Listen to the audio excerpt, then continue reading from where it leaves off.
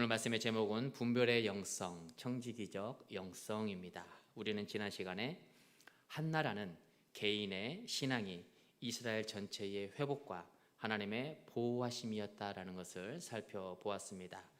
그래서 어떠한 상황이 오더라도 한나와 같이 좌절, 고통, 고난, 그러한 상황이 온다 할지라도 절망하지 않고 포기하지 않고 오직 기도해야 함을 살펴보았습니다. 그 기도의 수준은 우리가 생각하는 일반적인 기도의 깊이가 아니라 주님께서 많은 영혼들, 그 영혼들이 돌아오기를 애타게 기다리시는 그 애통함까지 이르는 그러한 기도의 수준으로 끌어올려야 되는 것을 말씀을 드렸습니다. 이제 한나가 매년 반복해서 예배를 드리러 올라가면서 기도합니다. 그 기도는 단순한 기도가 아니라 자녀를 주면 나실인으로 하나님 앞에 평생 드리겠습니다, 서원하는 기도였습니다. 그런데 참으로 아이러니하게도 성전에 있는 제사장 엘리의 상태가 썩 좋지를 않습니다.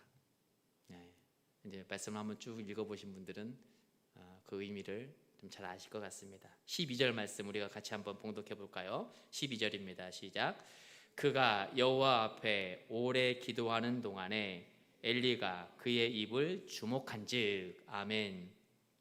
오랫동안 기도했다라는 것은 엘리 제사장이 한나의 기도를 듣고 어떠한 기도인지 판단할 수 있는 그런 시간적인 의미를 말씀하고 있습니다. 한나가 기도하는 걸 이렇게 엘리 제사장이 들어보니 어떠한 기도인지를 알 것 같은 거예요. 그런데 참 아이러니하게도 엘리 제사장의 뜻밖의 행동을 표현합니다. 일반적으로 성도님들께서 교회에 와서 기도하면 그 기도가 어떤 기도인지 함께 기도하거나 또 이제 어떤 기도 제목이 있습니까? 함께 물어보면서 함께 중보 기도하지 않습니까? 그런데 엘리 제사장은 그렇게 하지 않았어요. 성도가 와서 한나라는 성도가 와서 기도하고 있는데 함께 기도하지도 않고요. 뿐만 아니라 이렇게 기도하는 모습을 지켜보는데 도통 무슨 기도를 하는지 알 수가 없었다. 성경은 그렇게 말씀합니다. 제사장의 영적 무지함, 영적 나태함, 이러한 것들이 보이게 된 것이죠. 성경은 이어서 이러한 엘리 제사장의 영적 무지 상태를 더욱더 집중시키면서 수면 위로 뛰어오르게 합니다. 13절 말씀 또 우리가 같이 함께 읽겠습니다. 한나가 속으로 말하매 입술만 움직이고 음성은 들리지 아니하므로 엘리는 그가 취한 줄로 생각한지라. 아멘. 한나는 사력을 다해서 기도하지 않습니까? 통곡하고 기도하며 몸부림치면서 기도하고 있습니다. 한나는 자신이 하나님 앞에 내쳐지고 또 하나님과의 관계가 단절될까 봐 그 두려움 때문에 통곡하고 기도하고 있는데 제사장은 그러한 한나의 모습을 어떻게 보고 있습니까? 그가 취한 줄로 생각한지라. 제사장의 모습으로만 본다면 빵점이죠. 그렇죠? 네. 여기서 제사장은 여러분 일반적으로 교회에서 말하는 목회자뿐만이 아니에요. 제사장은 저와 여러분을 의미합니다.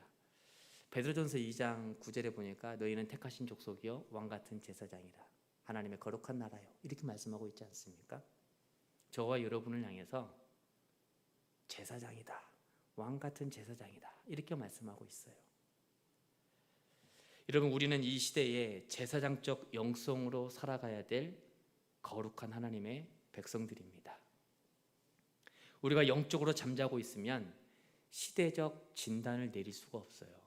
이 시대가 악한 시대인지, 이 시대가 어떠한 시대인지, 죄악의 길로 계속 걸어가고 있는 시대인지, 평안한 시대인지, 우리가 영적으로 무뎌지면 함께 이 나라 이 민족을 위해서 기도할 수가 없는 것입니다.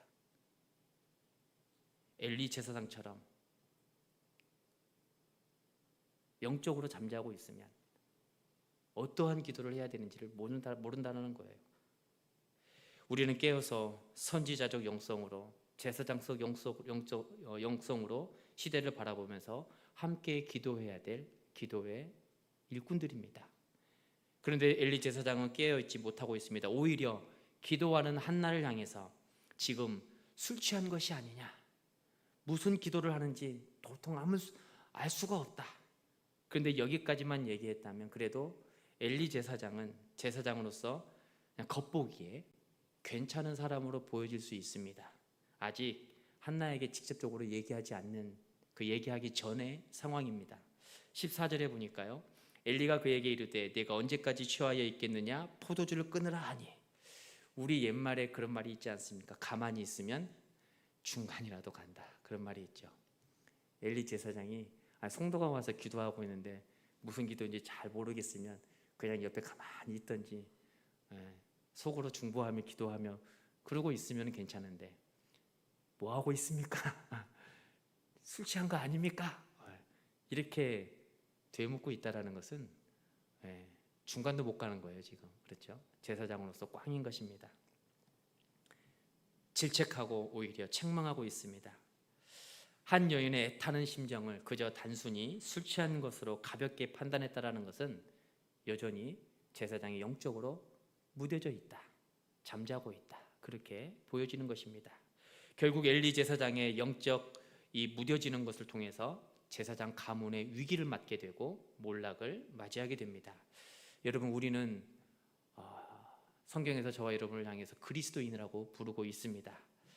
영적 무지와 영적 잠에 머물러 있으면 안 되는 사람들임을 말씀하고 있는 거예요. 선지자와 제사장적 영성으로 시대적 상황을 우리가 진단하면서 함께 기도하고 중보에 나아갈 수 있는 깨어있는 저와 여러분이 되기를 축복합니다. 이제 엘리 제사장이 계속 오해를 하니까 한나가 답답해서 이렇게 외칩니다. 15절과 16절에 이렇게 외치고 있어요. 한나가 대답하여 이르되 내 주여 그렇지 아니하니이다. 나는 마음이 슬픈 여자라 포도주나 독주를 마시는 것이 아니요 여호와 앞에 내 심정을 통한 것뿐이오니 당신의 요종을 악한 여자로 여기지 마옵소서. 내가 지금까지 말한 것은 나의 원통함과 격분됨이 많기 때문이다 하는지라. 아멘. 자꾸 옆에서 술 취한 거 아니냐 이렇게 오해를 하니까 한나가 이제 해명을 하고 있어요. 나는 술 취한 것이 아니라 원통함과 격분됨이 많기 때문입니다. 그래서 내가 지금 이렇게 기도하고 있습니다. 아이를 갖지 못해서 기도하는 부분도 있을 거예요. 그러나 한나는 그 이유가 전부가 아니에요. 하나님과의 관계가 끊어져서 응답을 받지 못하는 것은 아닐까, 여기에 대한 근심과 걱정과 두려움이 더 컸던 것입니다. 우리는 한나의 이러한 멈추지 않는 기도를 통해서 두 가지를 발견할 수가 있습니다. 하나는 성숙한 인격이에요. 분인나의 괴롭힘과 업심여김에도 불구하고 한나는 아무런 반응도 보이지 않는 채 모든 것을 묵묵히 참아냅니다. 견뎌내요.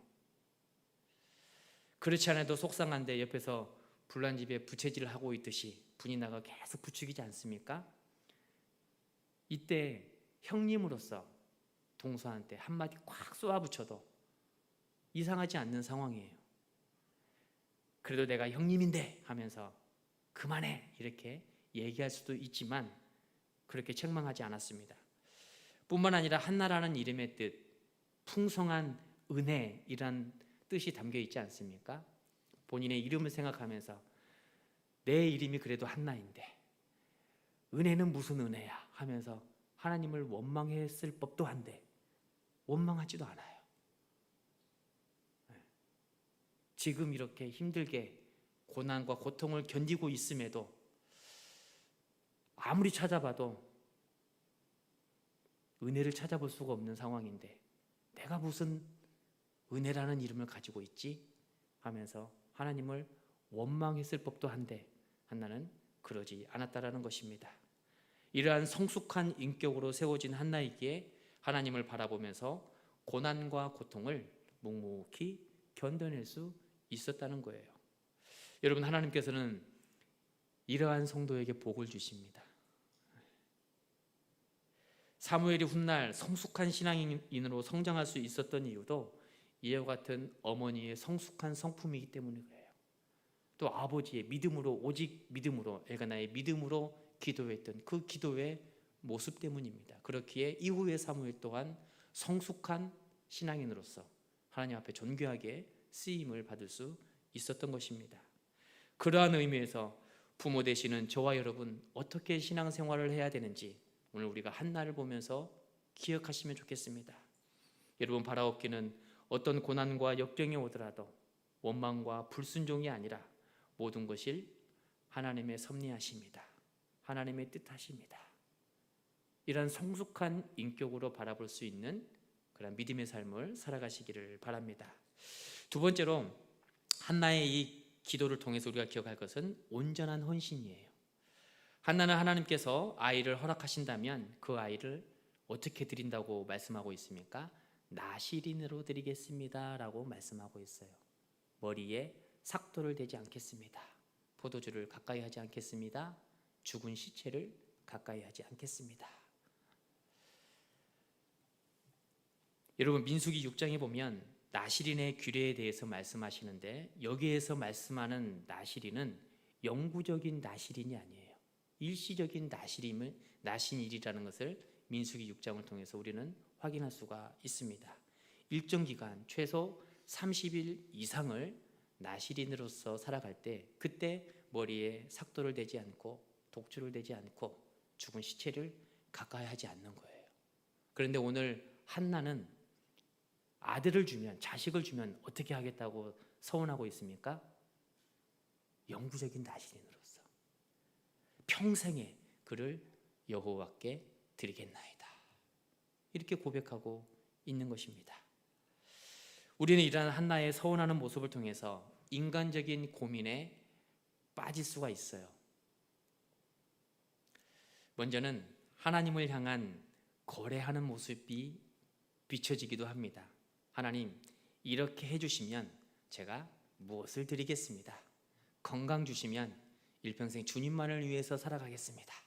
우리는 이러한 기도를 가끔씩 하는 것을 볼 수가 있습니다. 이 기도가 잘못됐다는 게 아니라 우리의 생각이 잘못됐다는 거예요.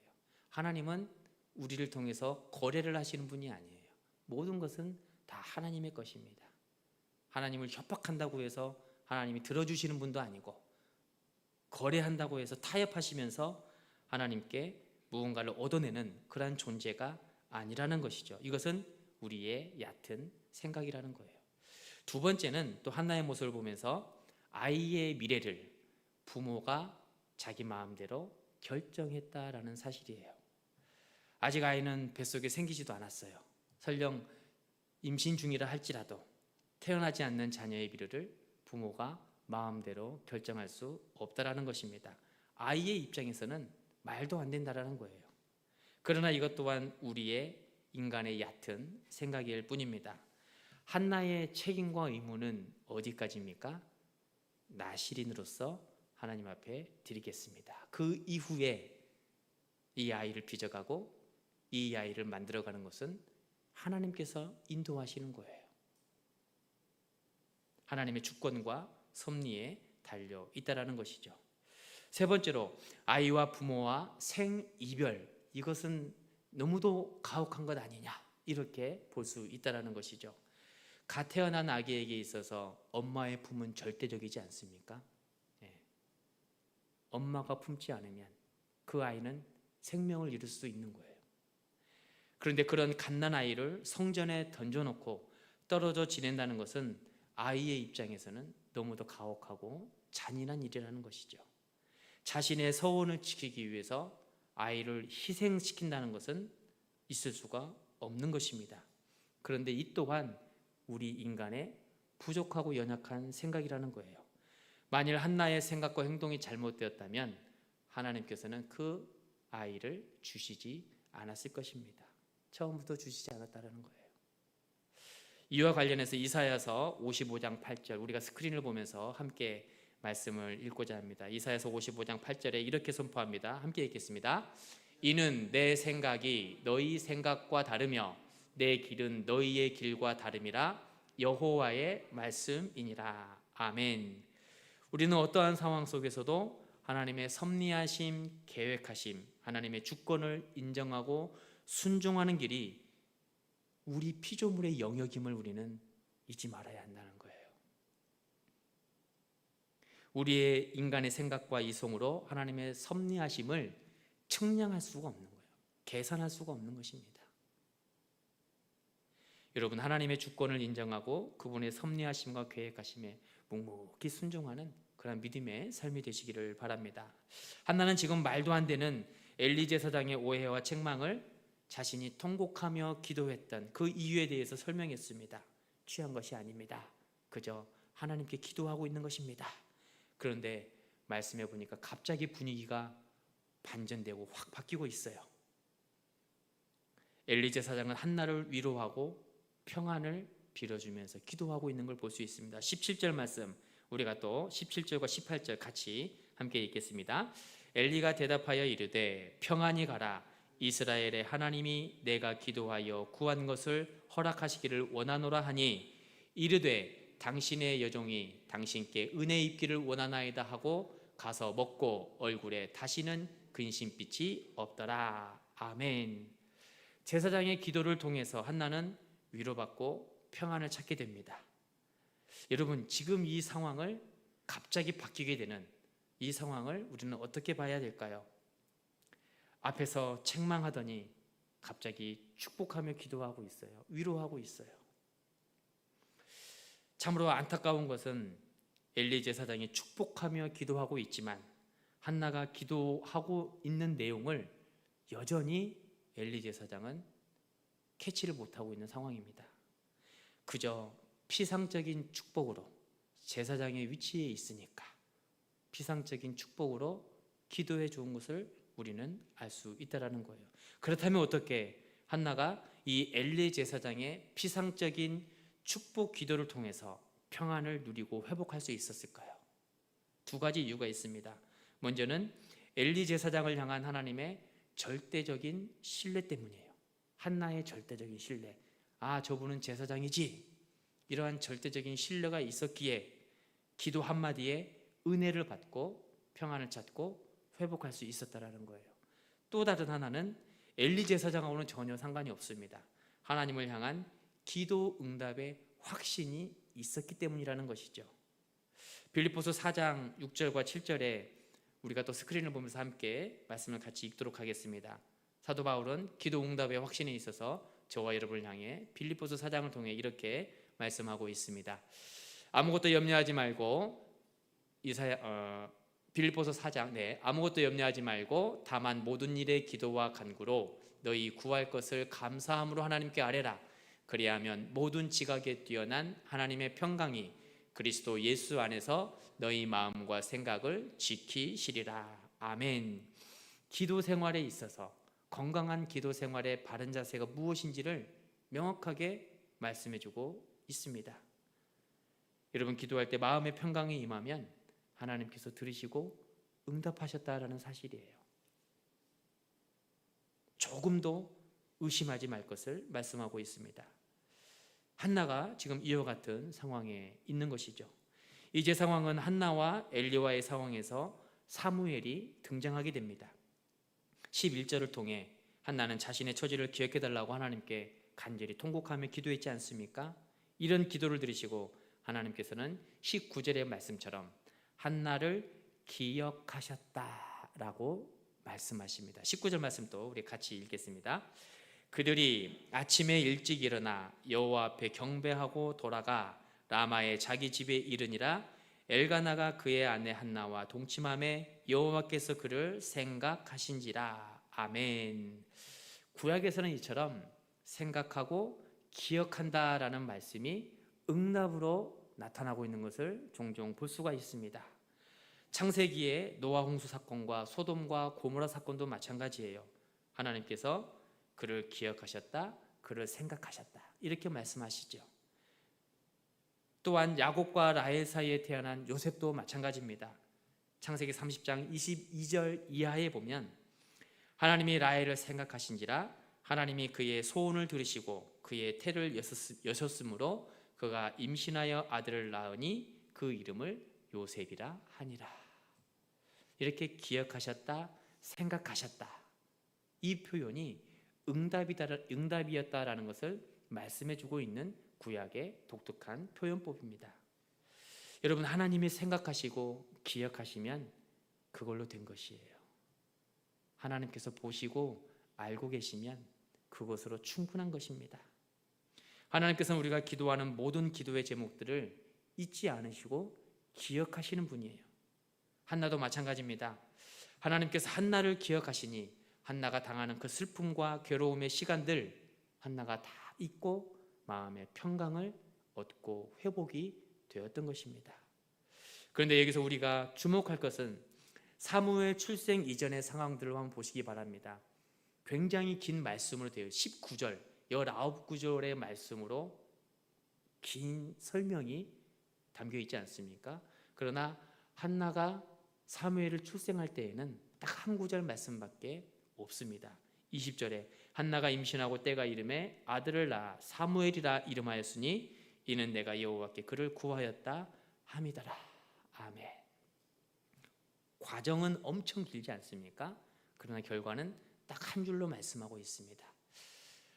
하나님께서 우리에게 요구하시는 신앙의 형태, 신앙의 태도, 믿음의 생활의 모습이 바로 이와 같다라는 거예요. 하나님께서는 성실한 신앙생활을 기뻐하시고 중요하게 여기십니다.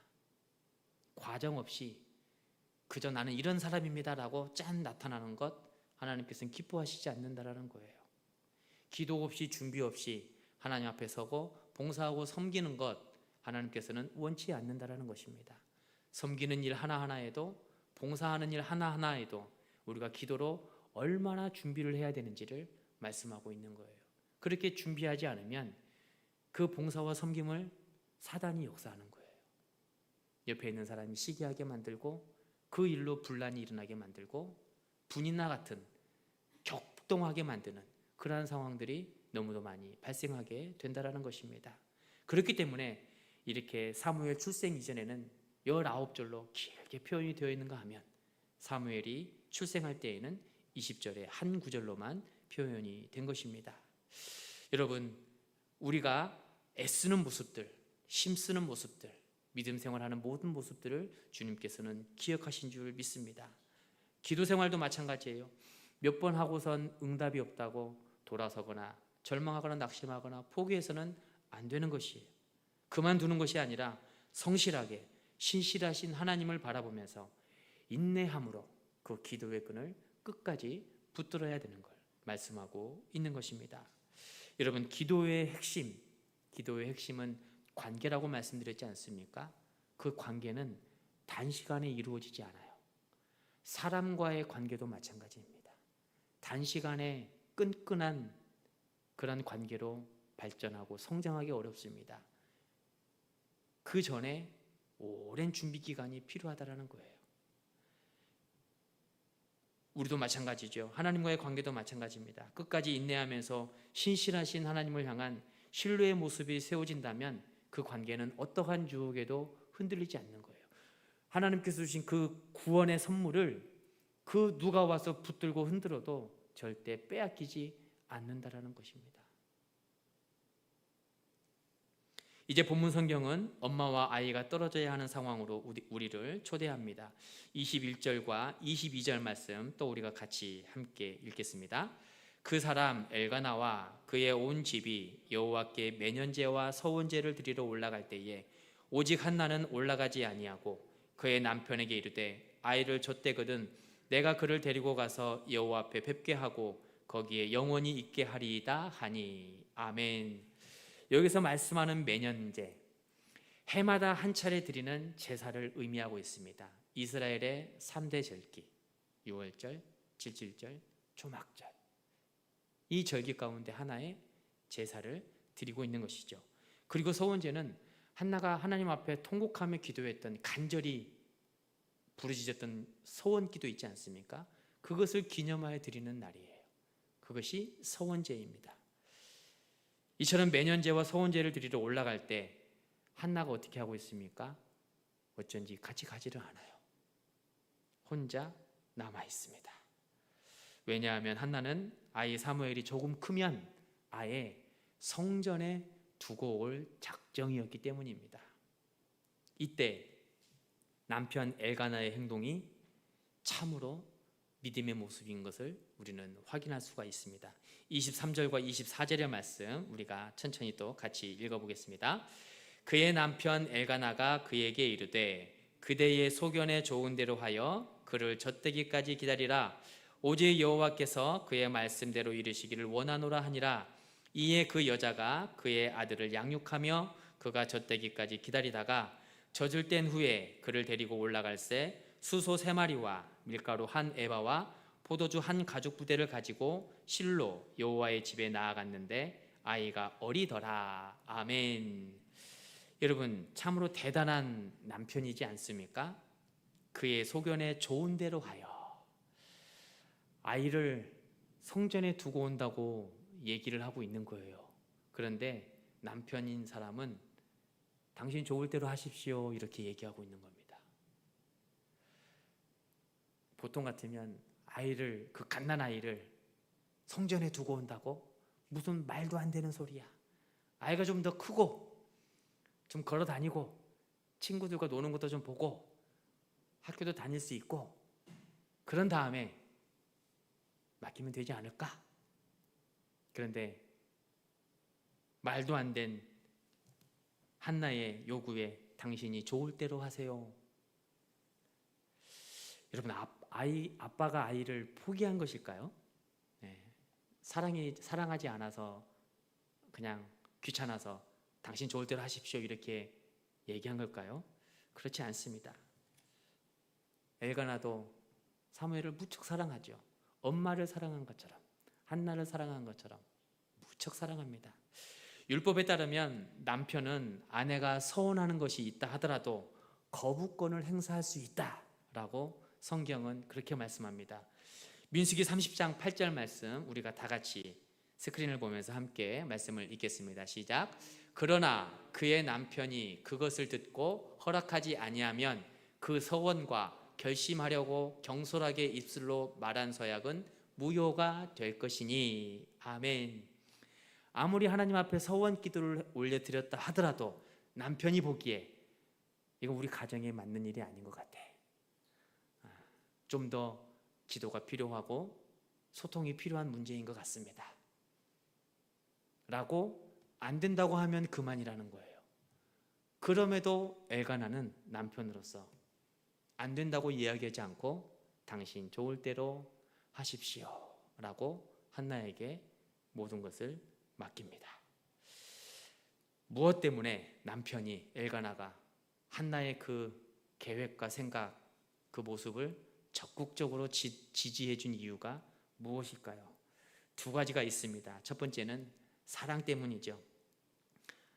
한나가 아이를 갖지 못했을 때 그 누구보다도 한나를 걱정하고 위로하고 사랑했던 엘가나였습니다. 분인나가 얼마가 된지 모르겠지만 수년 동안 그렇게 괴롭혔어도 한나를 더욱더 애틋하게 사랑해주고 좋은 것이 있으면 이렇게 놔뒀다가 한나에게만 주었던 그런 사랑하는 모습이 있지 않습니까? 그렇기에 그 사랑하는 마음이 너무 커서 진심으로 격려하고 도와주고 있는 것이죠. 두 번째 또 다른 이유는 하나님을 향한 믿음 때문입니다. 이 아이는 하나님이 주신 선물이다. 기도하여 하나님께서 얻은 귀한 하나님의 선물이다. 이러한 믿음 때문에 이것을 바라보면서 한나를, 아내를 적극적으로 지지해주고 있었던 것입니다. 이제 엄마와 아빠는 모든 예식을 마친 후에 아이를 데리고 제사장에게로 갑니다. 그리고 제사장에게 얘기하죠. 이 아이는 단순한 아이가 아닙니다. 서원하여 받은 귀한 아이입니다. 이것을 강조하면서 아이를 맡김으로 1장이 끝이 납니다. 여러분, 앞서 잠깐 말씀을 드린 것처럼 사무엘의 입장에서는 부모의 행동이 이해가 되지 않는 부분이 있어요. 아이의 의지와 전혀 상관없이 일방적으로 행해졌던 서원기도 아닙니까? 그것을 어떻게 받아들여야 할까요? 부모야 하나님께 믿음으로 기도한다고 하지만 아이의 입장에서는 어려운 것입니다. 우리 어머니들께서 지금 많이 계시는데요. 아이가 몇 살 정도 되면은 젖을 뗄까요?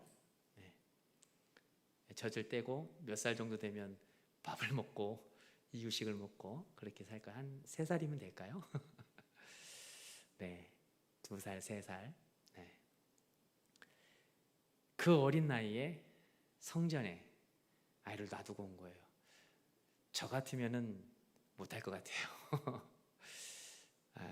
지금도 우리 막내가 위에가 있는데 혼자 놔두지를 못하고 엄마를 보내고 있지 않습니까? 네.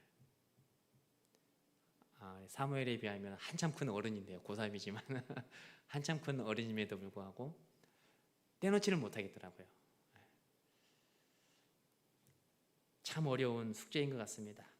부모가 있는데 없는 것처럼 살아가야 하는 이 아이의 입장, 결코 정상적이거나 평탄한 일은 아니었을 것입니다. 엘가나와 한나의 마음도 마찬가지예요. 부모의 마음, 그 힘들게 얻은 아이지 않습니까? 그 힘들게 얻은 아이를 놔두고 와야 된다라는 그 사실에 얼마나 가슴이 아팠을까요? 이 자녀는 내가 서원해서 받은 아이니까 하나님께 드리는 거야. 자기 최면을 거른다고 해서 잊혀지는 것도 아니에요. 마음이 평온해지는 것도 아닙니다. 통곡하며 기도하며 얻은 아이입니다. 떨어지기까지 결코 쉽지 않았을 것입니다. 그럼에도 하나님께 맡긴 거예요. 우리는 이러한 한나의 모습을 통해서 한 가지 발견해야 될 신앙의 비밀이 있는데 그게 바로 청지기적 영성이라는 것입니다. 모든 것은 내 것이 아니라는 거예요. 하나님께서 우리에게 맡기신 것이지 내 소유가 아닙니다. 설령 내가 기도하여 얻었다 할지라도 그것은 하나님께서 주신 것이지 맡기신 것이지 내 소유가 아니에요. 자녀들 내 소유라고 여겨지는 순간 자녀가 인격체가 아니라 나의 자녀로서밖에 대할 수가 없어요. 하나의 인격체로 생각한다면 자녀들 함부로 하지 못하죠. 학대하지 못하죠. 피조물도 마찬가지고 이 자연의 모든 피조 세계도 마찬가지입니다. 하나님께서 맡기신 거라 하면 길가에 있는 꽃 풀 한 폭이 우리가 쉽게 뽑지를 못해요. 하나님께서 내 게 아닌데 내가 어떻게 내 마음대로 하겠습니까? 자녀들은 오죽할까요?